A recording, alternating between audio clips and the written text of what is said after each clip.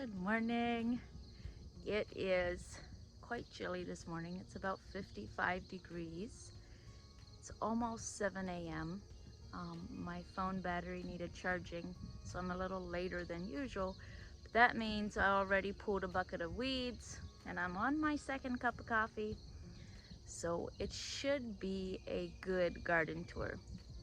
So I'm going to start with showing you everything that needs to be done in my garden. Like everything that I took stock of while I was out here shortly after 6, and we'll just go from there. So after a very dry and rainless 2 or 3 weeks, we had 4 inches of rain over the past weekend.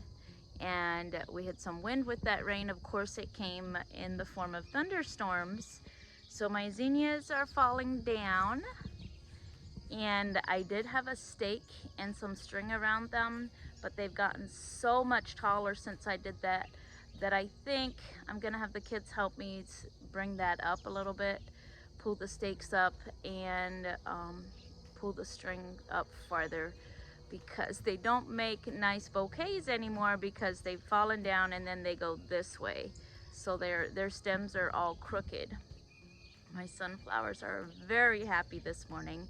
I don't know that much makes me happier in the garden than morning sunflowers facing towards the sun. So there's always harvesting to do. Cucumbers are a daily harvest, and I think I've collected enough where it's time to make another batch of pickles today. And that's where it's so easy for me to get overwhelmed at this time of year in the garden. It's not in the spring, it's not when I'm putting down weed barrier. It's this time of year when things are still growing, weeds are still growing, and I could spend all day in the house just preserving the harvest. So cucumbers need to be harvested, and then probably I have enough to can some pickles. And here in my potatoes, so the potatoes have completely died out over there, which is actually a good thing. But the straw that we used, you can see some weeds come in here too, but the straw that we used is actually had some seeds in it, which isn't unusual. But I need to have the kids pull out all that wheat or oats. Actually, it looks like oats to me. I need to have the kids pull that all out so that it doesn't drop its seeds. And that's usually my goal this time of year, is just to get the weeds before they drop any seeds. I really don't have time to get every single weed this time of year, so I try not to let them drop seeds, because my grandma, like, she would say it every time we were in the garden weeding. She would say 1 year of seeds is 7 years of weeds. And I heard that over and over, so I'm very diligent about getting my weeds before they go to seed. And there has been years in the past where my garden has gone to weed seed, and I've definitely struggled with a lot more weed pressure in those following years. One of the things here in our area, or here in the Midwest, but here in Iowa, is the weed pressure that we get from the ditches and the fence lines. Like the prairie, the pressure of the prairie to take over, that's our battle. We take our eyes off of the yard and the garden, the prairie will consume this whole homestead in a matter of probably 3 short years. Like, there'll be trees coming up everywhere, there'll be ragweeds taller than men. Yeah, that's how big the battle against vegetation is, like against vegetation that you don't want. It will consume the homestead, and we've seen it in, like, say, out behind the barns, where we're not real diligent with, watching the trees, seedling trees, before you know it, you have 25 trees that you need to cut down because they're just taking over. So my battle this time of year is just against weed seeds to preserve my garden for next year, so that I don't have so much weed pressure next year. Beautiful sunflower. So my green beans are doing really, really well. I actually saw some buds, some flowers on them yesterday. So in a matter of a week or two, we will be eating green beans. But one of the things that I need to do is go along the rows and pull some weeds. So purslane is a huge battle here when the weather gets dry. And even though we have, weed barrier of grass on the row, I've still got some purslane pressure. But the green beans are doing wonderfully. And here is where I had my peas. Remember those peas where I saved the seeds? And this is what we've got. Everything else kind of disappeared when it was so dry, and the purslane has taken over. So I think I am just going to have to pull all the purslane and then put weed barrier down. And this is how my entire garden would look right now if I didn't have grass clippings or some sort of weed barrier down. That is all purslane. Anyway, my mom, I was telling her about it. I was telling my mom about my experiment with the peas, and she said, oh, that's not an accurate experiment because peas don't like the fall as well as the spring. She said it was too hot and too dry, so she encouraged me to try it again, and next time be patient and save the seeds for spring and then compare them, like plant some in part of the row that I saved and plant some new seeds in the other part of the row that I bought. So I'm not ready to give up quite yet, but I do now know that fall peas do not do well here. Next thing that I need to do in the garden is raspberries, which this is probably going to be the first thing I do because we can eat those for breakfast. So as soon as I'm done filming, I will probably pick the red raspberries and we will eat them with some oatmeal for our breakfast. So one of the things I wanted to show is on my green beans is I notice a little bit that something is eating this, but it's very, very few places. So because it's very few places where I see an insect eating my green beans, I'm not even going to worry about it because I absolutely do not want to use any kind of insect repellent, even if it's natural. I do not want to use it unless it looks like it's going to wipe out the entire crop.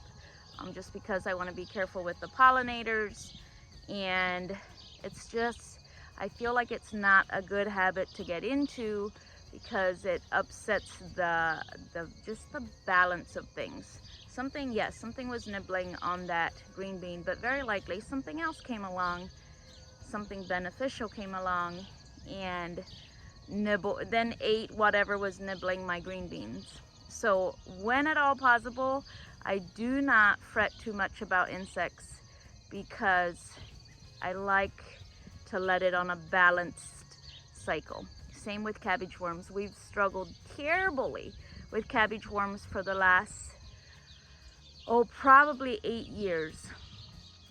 And I just learned that it's easier to grow them in the fall, but I still always tried in the spring. And this year we had very, very few cabbage worms, and somehow I'm assuming something moved in that eats the cabbage worms or the moths, and something beneficial moved in because we had enough to attract them.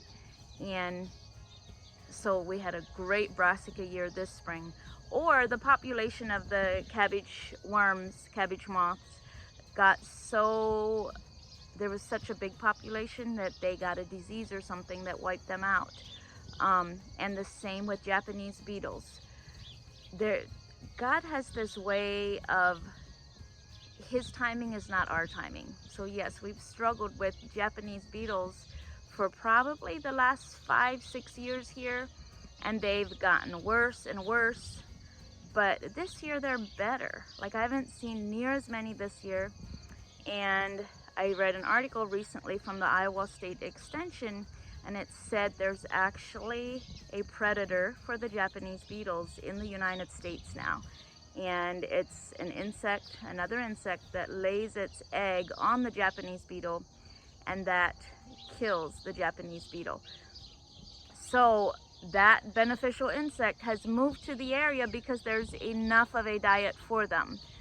And for the record, I don't use Japanese beetle traps in my yard because I am of the camp where I believe it attracts more beetles to your yard. And I'm far enough away that none of my neighbors, their traps don't affect me. So maybe their traps are drawing all the Japanese beetles from my yard. But I've seen very, very little damage in my garden from the Japanese beetles. But there again, if we're patient enough, the cycle, like, it just works out. We just have to be patient enough. And like I said, the only time I do something about it is if it looks like I'm going to lose an entire crop of something. So like I said, with the heavy rain, 4 inches of rain is a lot. I really could tell how poorly of a job I had done with tying up my tomatoes, because the rain, I gotta go this way, the sun's already too bright. The rain knocked down a lot of my tomato branches because the tomato branches are so heavy with tomatoes. So I thought I would probably come out and try to tie them up, but then in retrospect and on second thought, I was like, you know what, I can't do that because I lifted one up and I heard it snap. So I'm gonna have to let them kind of droop like that, which now means some of them are hanging on the ground. So this is the problem I have now with my tomato jungle. A tomato is most susceptible to blight when it is under its heaviest burden. So the tomato plant is giving everything it's got to producing fruit.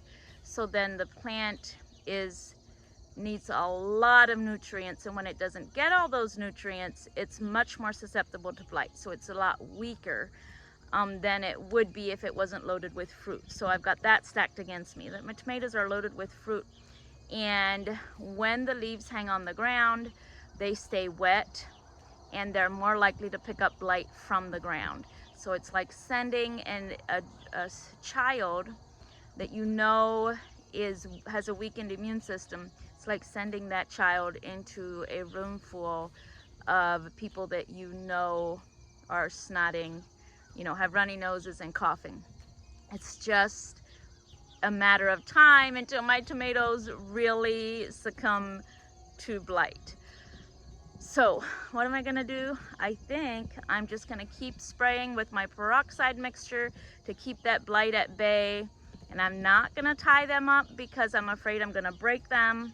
And I'm gonna harvest as many tomatoes as I can. And hopefully we will get enough to fulfill all our tomato needs. However, with today's high temperature is only going to be like 76 degrees. That is not tomato ripening temperature. And that is why here in Iowa, we never get a full tomato crop. Like, we never are able to harvest until the plant is done. We harvest until frost, and there's usually a lot of green tomatoes still on our plants when we get frost. But August here really feels like fall. 55 degrees this morning and a high of 76 today. It really just feels like fall. Over here by my grape tomatoes, there is a lot of grape tomatoes to pick.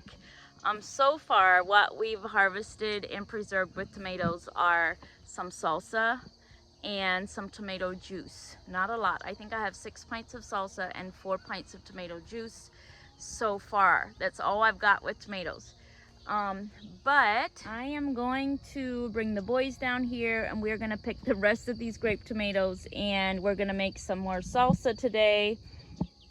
And I've got peppers to add to it. And of course my onions down there. So making salsa is on the list for today. And all of these are like, I don't know if I'll get around to it, but that's my goal. Like I really should pick those tomatoes. I may not make salsa until tomorrow, but I should at least pick the tomatoes. And with it being so nice and cool, I probably will just catch up in the garden, and anything I harvest, I will take indoors for tomorrow. Even though it's my favorite to harvest something and preserve it the same day, because the sugar content is higher, the flavor is just better if you pick it and preserve it right away. Yesterday we picked sweet corn, and I didn't count how many dozen we did, but we got about 30 quarts of sweet corn in the freezer. And when we do sweet corn, we always pick it, husk it, and get it in the freezer as fast as we can.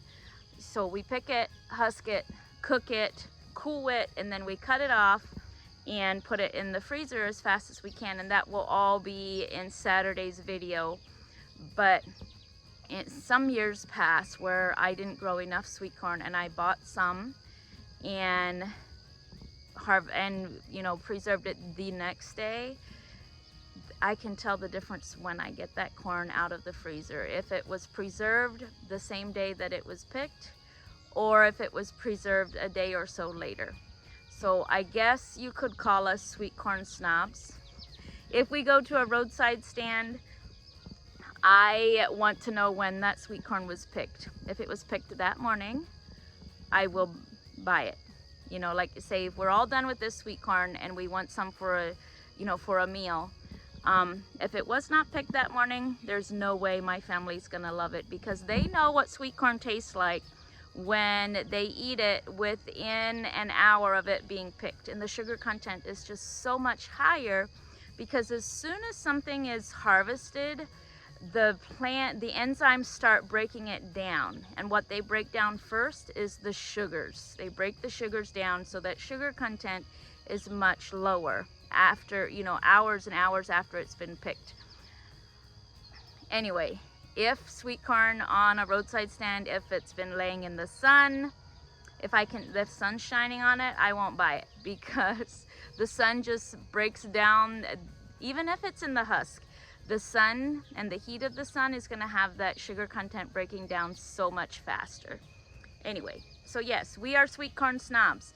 We know how we like our sweet corn. We know how to get it that way, and everything else comes up lacking, in our opinion. So talking about sweet corn, ideally this is what I'd love to do where my sweet corn comes out, and we have enough cobs where we will be able to eat another time or two from this sweet corn patch.